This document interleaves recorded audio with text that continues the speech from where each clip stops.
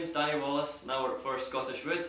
Today I'm going to do a short video on behalf of Ashes, that's the Association of Scottish Hardwood Sawmillers, and we're doing it in the yard here at Scottish Wood.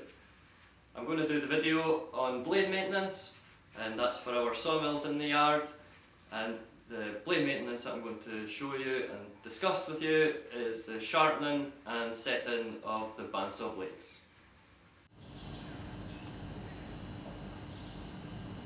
Here at Scottish Wood we run Wood Miser sawmills, and on these we run Wood Miser double hard blades along with another affordable option from Ripper 37 used for cutting both softwoods and hardwoods. When we're talking about blade maintenance, we are talking about the sharpening process as well as the setting process. And through sharpening, we should ensure that we're catching not only the tip of the tooth, but the gully, as well as the underside, the hook of the tooth, to ensure good wear and lifespan of the blade.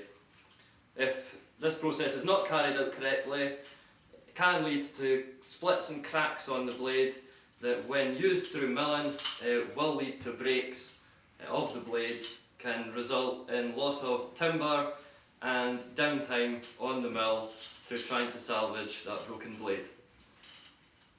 A blade does have a lifespan, and you need to, before sharpening, look over the blade to make sure that there's none of these cracks appearing, and also to ensure as the blade's life grows to an end, it will become thinner on thickness as well as on width.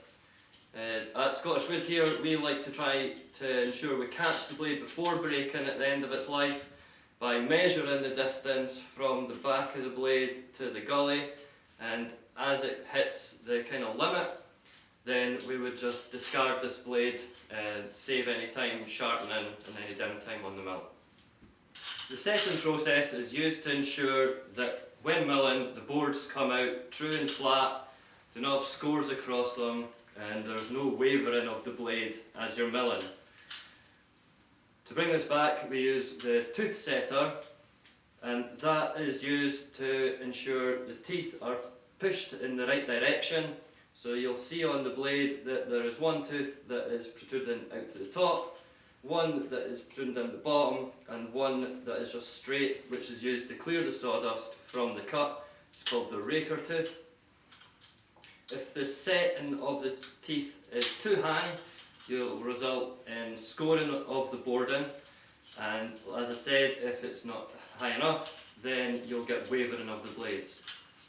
Here at Scottish Wood, we have found that as we cut both hardwoods and softwoods, we're aware that you should use a higher set on softwoods and a lower set on hardwoods, but we went for a happy medium to ensure that we can switch between logs quickly and still produce nice flat boarding. Here at Scottish Wood, we use a Wood Miser BMS 250 for sharpening our blades. As I said previously, before we sharpen the blades, we inspect them for any damage, and as you can see from the teeth in this blade, that it's clearly hit either metal or stone. Here you can see what happens when we're milling and we hit a nail that's hidden within a log. The blade has taken a dive and it's got trapped. Wedges have had to be used to remove this blade.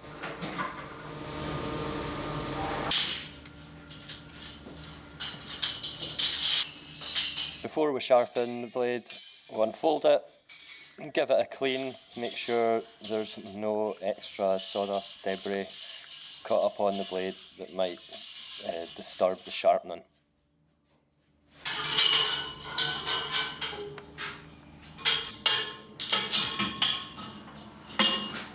The sharpener has 3 arms as well as a clamping on the front. Once it's secured in place, then make sure that the blade is resting on the guides on the ends of these arms. Once the blade is secured within the clamp, we make sure that the feed arm is pulled into the back of the hook of the tooth. We lower the grinding wheel, and then we need to ensure that the blade is at the right height before we start the sharpening process. As you can see from these pictures, if a blade is too low, it is not going to catch in the bottom of the gully. If the blade is too high, then it's going to catch the top of the tooth before going in under the hook. And when it's in a good position, you should see no gap around the grinding wheel.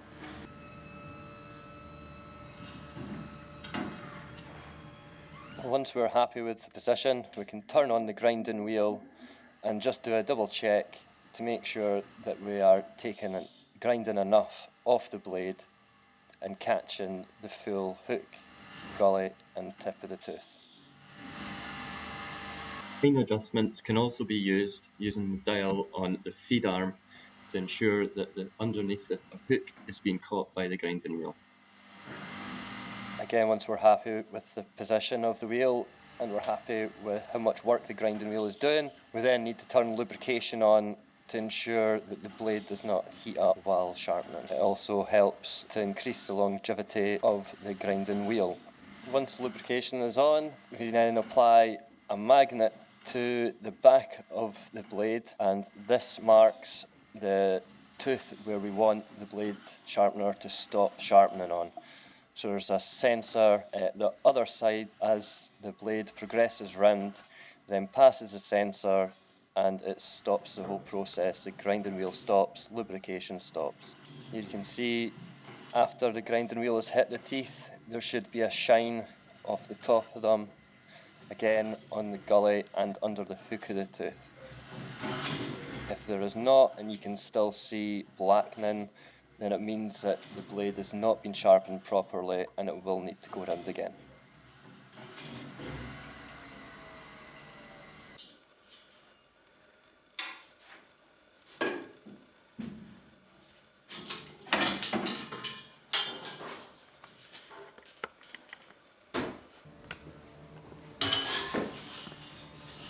After sharpening, the blade should be wiped clean of any excess oil and any burr should be removed from the inside of the blade, as this will quickly dull the blade if not removed and could cause issues to the timber. As mentioned in the introduction, the other part of blade maintenance is the setting, and we use this caliper to check the setting of the teeth. So it goes over the tooth, and when pressure is put on to see how much set we have on the tooth, ideally we want it to be sitting at around 25, and we usually would only set it once this drops to around about 20, 21.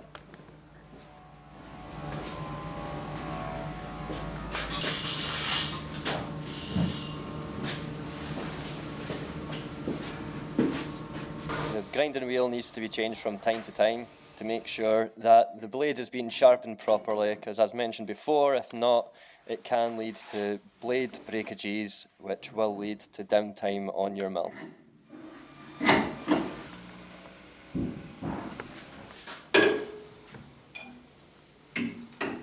Here is our Woodmiser BMT 250 setter. At Scottish Wood we have two different mills. One is a wider mouth on it, which has more teeth, 225, and the smaller mouth mill has 210 teeth. So we need to set this on the machine, otherwise it will continue to set after it passes its finish point and starts setting the wrong teeth in the wrong directions. Before putting the blade on the setter, I'm going to recheck the set of the blade to judge how hard the clamp is going to need to press on the tooth to put the correct setting on it. Now, dependent on age of the blade will also depend on the force that is needed to apply to make the tooth bend and stay in the correct position. If the blade is older, it will take more force than if it's a newer blade. It will bend and stay in position a lot easier. So it takes a bit of skill and experience with the blades and to get the set right, the force right from that clamp.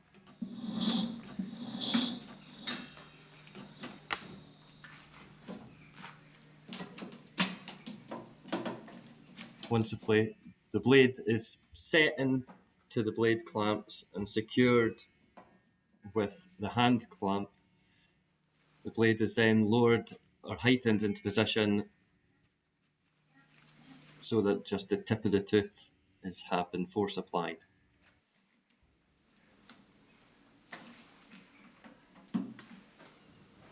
Once the blade is in the correct position for pressure to be applied, we then give it the test run, mark the teeth that we have just applied pressure to, as distractions can happen.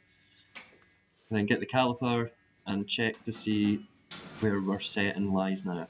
Like I said, hopefully it's round about where we want it to be at the 25 mark or below, so we can add a bit more force on the next trial. Again, with the blade secured in position, move it along to the next set of teeth, apply the hand clamp and go for a test run. You'll never get this right first time, so it's good to go maybe below where you think it's going to need, as if you go too high you're going to need to bend the tooth back and restart, whereas if it's a bit lower then you can cope with that one or two teeth being set a bit less, as long as the rest of the blade has been correctly set. And once we've rechecked and are happy with the set to be applied, blade is then reinserted, secured, and then we can lower the feed arm to automatically feed the blade round, ensuring it's in behind the hook of the tooth before taking the machine out of manual. And as I've selected it twice, I've told the counter that there has been 6 teeth set, so that's 2 on each side, and the raker left, and it'll count until the counter goes to 210 before the machine will come to a stop. Once the blade has come right round, then double check both sides of the blade to ensure that the correct setting has been applied the whole way around.